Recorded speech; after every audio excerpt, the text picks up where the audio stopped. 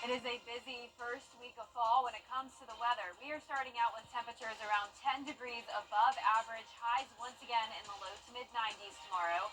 Then as we go into the end of the work week, we're tracking the tropics. We could have tropical storm or even hurricane impacts here in the CSRA. All those details coming up.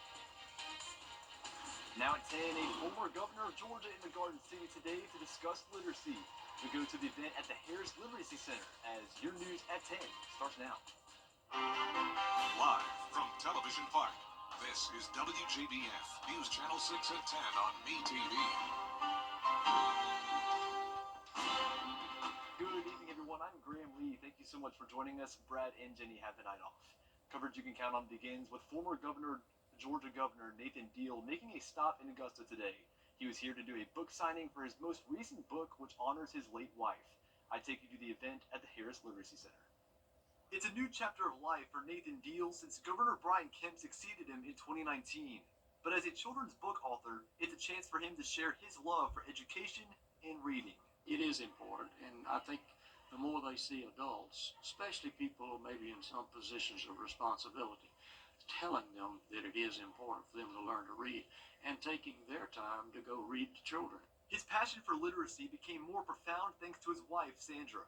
She taught for 15 years in Hall County, Georgia, and made it her mission to read to more than 250,000 students. She died 2 years ago after a battle with brain cancer. It was important because she saw the effects of it in children that were coming through her classroom or the absence of their literacy. Director Dr. Betsy Van Dusen says that absence of literacy in today's youth is even more concerning, saying that only 30% of students are proficient in reading by the end of 3rd grade. What that means is reading will become exponentially harder for them once they get into the upper grades. We really need to focus first and foremost on our communities, supporting our parents, and making sure that we have evidence-based strategies in place for our students in the area to help accelerate those gains. But it's combating those numbers and honoring his late wife's legacy that motivates Deal to achieve his new goal. My book is intended to educate the mind in that it introduces them to words and the pronunciation of words, but it also teaches them some lessons that hopefully will educate their heart. She'd be glad to see young children listening to somebody read a book to them and to do it in her honor and her memory, which is what it is. It's in her memory. I think she'd be proud. The Literacy Center has resources available to help improve your reading and literacy skills. We have that information on our website, WJBF.com. Well, funeral arrangements have been announced for a Greenbrier High School student killed in an accident. We told you last week that 15-year-old Gordon Carmichael died when the car he was driving hit a tree on Riverwood Parkway. Visitation is tonight in Savannah, and the funeral is tomorrow at 1 p.m. You can watch the full service online at the Gamble Funeral Services YouTube channel. Well, some big news out of Columbia, Las Vegas. Aces star A'ja Wilson is the WNBA's MVP. She's from South Carolina and went to South Carolina. She set the record for the most points scored in a single season with 1,021 points. She's also the first in league history to eclipse 1,000 points. Caitlin Clark receives Rookie of the Year, and both women are going into the postseason with the league setting record ratings and attendance. Time now for our first check of the weather. Jenna Petracci joins us for that. And Jenna, we talked about it a second ago, but it looks like we're not out of the woods yet when it comes to hot weather. Yeah, tomorrow is going to be another hot day. Now, are we talking 97 like we had yesterday? Not quite, but we are still going to be in those low 90s at least. Here's a look at Live Viper 6. We had some thunderstorms today, all very isolated. And right now we're still seeing some pop-up showers, but nothing significant. Right around Jefferson and Burke County, we have some rain, and then also into Aiken County near Wagner and Perry. Brief shower there, and then some scattered shower activity all around Bamberg County. Now in Aiken, we had showers come through earlier, but now it's nice and dry. Here's a look at our Terry Lambert Hyundai Skyview cam at the Amentum Center. No rainfall recorded at Augusta Busch Field today. Low of 68 this morning, so above average there, and definitely above average with that high of 95 degrees. Record is 98. So we didn't quite get there, but as I mentioned, Sunday we had 97 degrees, so it has been very, very hot for this time of the year. Upper 70s through low 80s at the moment. 80 in Evans, 81 in Allendale. Aiken, you're only at 76 degrees, 75 in Aiken, or in Augusta, 79 in Crawfordville, and 78 in Waynesboro. The winds are pretty light, only up to around 5 miles per hour from the south. For your Tuesday morning, starting out around 70 degrees. So we are going to continue to see those above average temperatures tomorrow. And we're also going to see some cloud cover and pop-up showers by tomorrow afternoon. Overall, not much going on here in the southeast, though. We do have this low pressure system with a trailing cold front to the west of us. And then down in the Caribbean Sea is where we have potential tropical cyclone 9, which will become our next named storm tomorrow. We are tracking this storm for tropical impacts headed our way Thursday into Friday. I'll have the latest on that and everything you can expect coming up. But back to you, Graham. Jenna, thanks. Augusta leaders will try again to commissioners say there are enough votes to name IT Director Tamika Allen as the permanent city administrator instead of the interim administrator Takia Dowse. Well, the 15th Ironman 70.3 Augusta Triathlon happening this Sunday, and competitors are ready to put their training to the test. Our Hannah Latier spoke to one group about what's driving them to compete. The Moms Prayer Warriors Relay Group consists of 3 competitors, most of who are no strangers to the Ironman. But this year's race is a little more special. We decided to make the race about our moms, and so the team name is Moms Prayer Warriors. Teresa Eddy is doing the biking portion, David Husky is doing the swim portion, and Cody Henderson is doing the running portion. I've never done anything like this at all. Really excited about being the runner. It's the last leg of the race, so I just kind of feel at peace with it. I just feel this is a really great thing to be a part of. Eddie's mother, Monica, recently beat ovarian cancer, and Husky's mother, Brenda, passed away earlier this year. The group wants to honor their mothers through the race. For Monica especially, everything that she's been through, I just want to push hard for that, and then for David's mom, I want to push hard for her too, and of course for my mom as well. I just recently lost my mom, and it was really just such an honor to be asked to do that. It's really been a blessing just to know that they're training for a purpose and I'm training for a purpose, and we're going to put it all together as a team on Sunday. It just makes it extra special to get to the finish line, and obviously we're all going to possibly experience pain, and I'll just be thinking about what all my mom's been through, and it's going to get me to that finish line. And Monica Pearson couldn't be prouder. It's overwhelming. It's it's really exciting, and it makes me feel real happy about it. And we'll have more information about Ironman road closures and times at WJBF.com. In Augusta, Hannah Latier, WJBF News Channel 6. Stay with us, a big day for one area high school marching band. We tell you about Evans High School heading to overseas after Jenna's forecast. And a major hurricane could be heading to Florida on Thursday. So what does this mean for us in the CSRA? I will have the latest on that when we return. At Jefferson. The CSRA is full of amazing women. Women who inspire. Women who innovate. Women who lead. That's why News Channel 6 brings you Women to Watch. On the last Wednesday of each month, News Channel 6 recognizes local businesswomen who are making a positive impact in our community. Nominate someone today at WJBF.com. Sponsored by Goodwill. Now, your most accurate forecast with WJBF Live Viper 6. Welcome back. I hope you're staying cool and had a nice start to the work week. We are dealing with above average temperatures for these first few days of fall, along with pop-up showers and storms. Very summer-like pattern. Live Viper 6 radar showing just some isolated downpours here and there, but it is dry in Richmond County. Here's a look at our Terry Lambert Hyundai Skyview cam at Washington Road. We're sitting at 75 degrees, dew point of 70. Winds are calm at the moment. We're anywhere from around the mid-70s through low 80s at the 10 o'clock hour. 78 in Sparta, 75 in Washington, Aiken at 76, 81 in Barnwell and Allendale, and 79 in Millen. Satellite and radar not showing too much going on across the two-state. Low pressure to our north with a cold front through Texas. And then this is potential tropical cyclone 9. It is in the Caribbean Sea still, but it will be moving into the Gulf of Mexico. And when it does, it will be strengthening and will be our next named storm, Helene. So right now it is at winds of 35 miles per hour near the Cayman Islands. It's going to be headed into the Gulf of Mexico as a tropical storm tomorrow. Likely will be a Category 1 hurricane on Wednesday. From there it continues to strengthen. There's 2 a.m. on Thursday, Cat 2 status. And then it is expected to become a major hurricane by the time it makes landfall anywhere from around Destin, Florida, down to Crystal River. That's primarily around the Big Bend of Florida. And I will tell you that it is possible that a Category 4 hurricane could even make landfall here. So what does that mean for the two-state? Well, you can see here by Friday afternoon, it is a depression around the Tennessee Valley, but it sort of skips an area here where the CSRA is located. And that's because there's a lot of uncertainty on what will happen from becoming a Category 3 down to a depression. So by the time it's around the CSRA, it could be a strong tropical storm, or it could still be a Category 1 hurricane. Nonetheless, we will have a lot of rain from this, 70% chances Thursday and Friday. Our futurecast, though, in the meantime, not showing much going on for your Tuesday. Clouds at times, a little bit of rain tomorrow morning, and then same thing in the afternoon. Pop-up showers and storms with temperatures once again hot, around 90 degrees. But let's go into that tropical futurecast now, Wednesday at 6 a.m.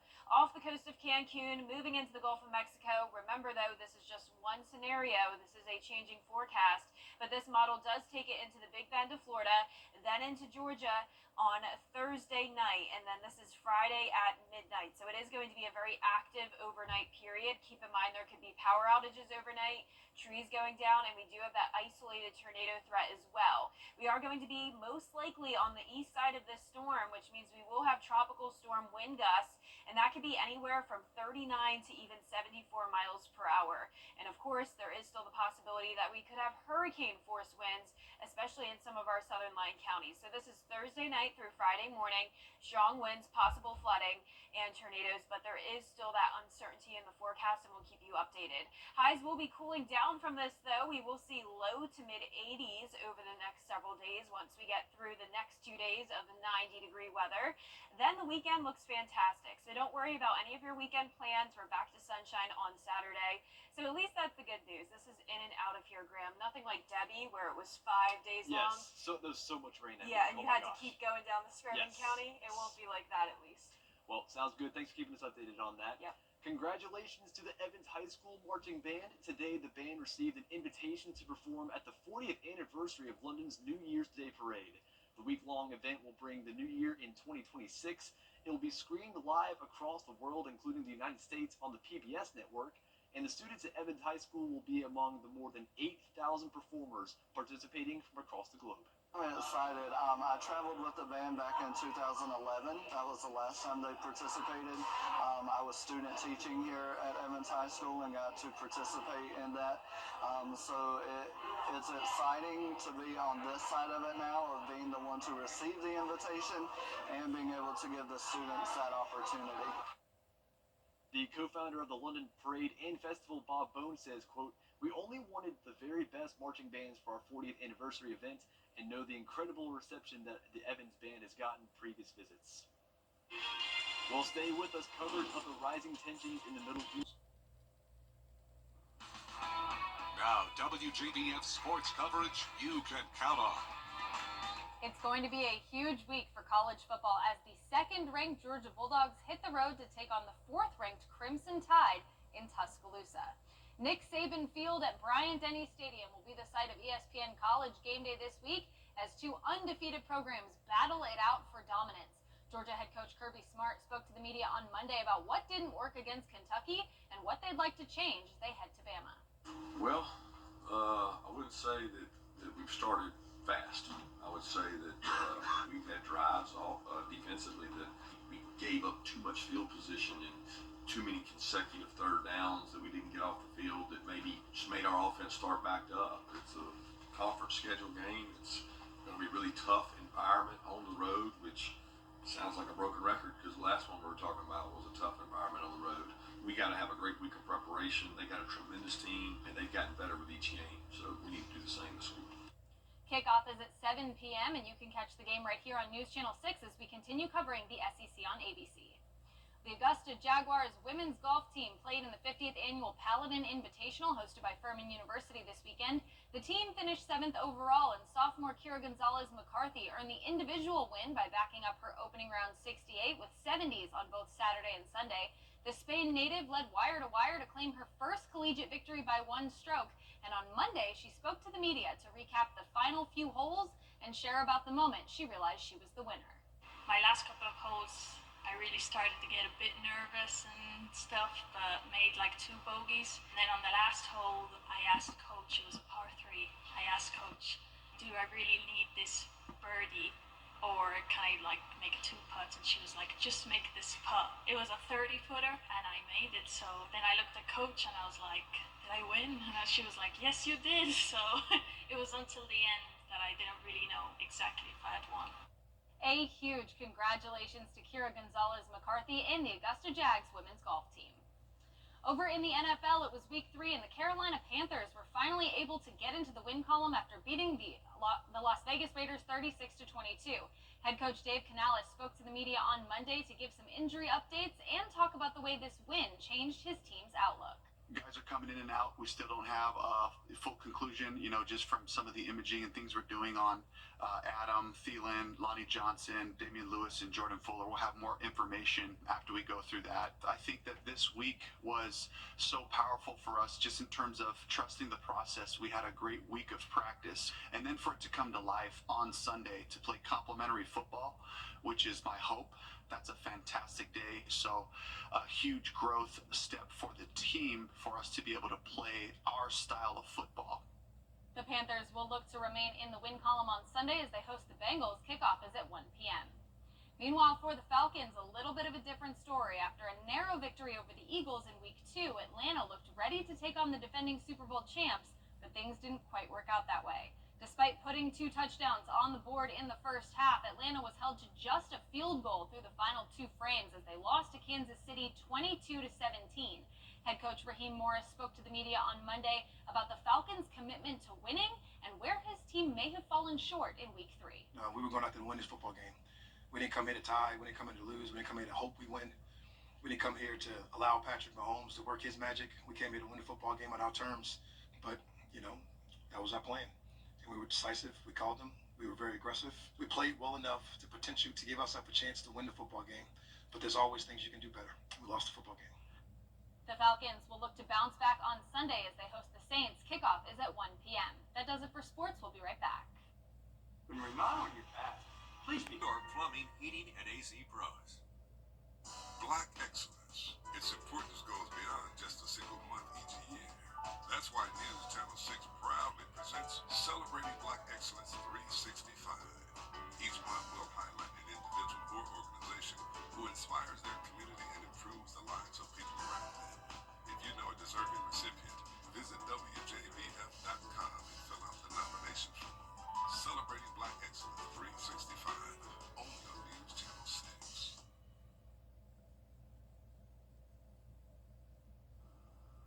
And last but not least, as we turn the page on summer, fall activities are rolling in. That's right. Haunted houses are starting to spring up all over, and the Double M Haunted House is getting their scare on. Oh, I love these. Vanessa Blassie is in Albany, New York with more. Hello. Welcome to the Doom County Fairgrounds. Deep behind these never-ending halls and underneath the thick darkness of the night, folks at the Double M Haunted Hayrides are in for a frightening surprise. around every corner. You never know what's coming to get you. It's opening night for these scarers, the beginning of a season they say customers will never forget. We've become a tradition, I think, here in upstate New York, and I know, some people from out of state travel here now. We're like a staple. We have to be here. People come from near and far, and it's all for the thrill. We wanted to get scared, and we wanted to have fun too. I was scared. I fell over on my butt. I wanted to get sit in a corner and cry. But it's okay. There are 6 haunted attractions just like this one right here, where guests can test their scare tolerance. But you must be careful because there are. Hopefully you will do better than I did just now. Who here is not afraid? Me. Along with familiar terrors like the Haunted Hayride and the Last Inn, this year guests have a new fear to face: the Doom County Fairgrounds. with no games. It's a walk through the carnival, and the rest awaits you. No fun, no games. Absolutely not. No. All fear. Looks like one of the things on the bucket list for October. Yeah, I For love her. these, but not for Jenna. Jenna doesn't want to go anywhere near that. I do. I absolutely love these. I used to go to Orlando to the Universal Halloween Horror Nights. Just the best. I love it. Absolutely. Well, I will go to like the corn maze and Yeah, like pumpkin apple patch. picking. Yeah, I'll do that too. I'll do Pumpkin that patch too. girly. The Yes. kid activities. Those are must. Yeah, but like Graham mentioned, it's not time for it yet because these temperatures are just not fall-like. We're still in the low 90s over the next couple of days. But this weekend we'll be back to sunshine after the storm comes through. So we have active weather days Thursday and Friday due to the tropics. But then sunshine, mid-80s on Saturday. Next week, if you look at the last day of the 10-day, only 79 degrees. Can't wait. Well, thanks for joining us for your news at 10. You will continue at the top of the hour at 11. Have a good night.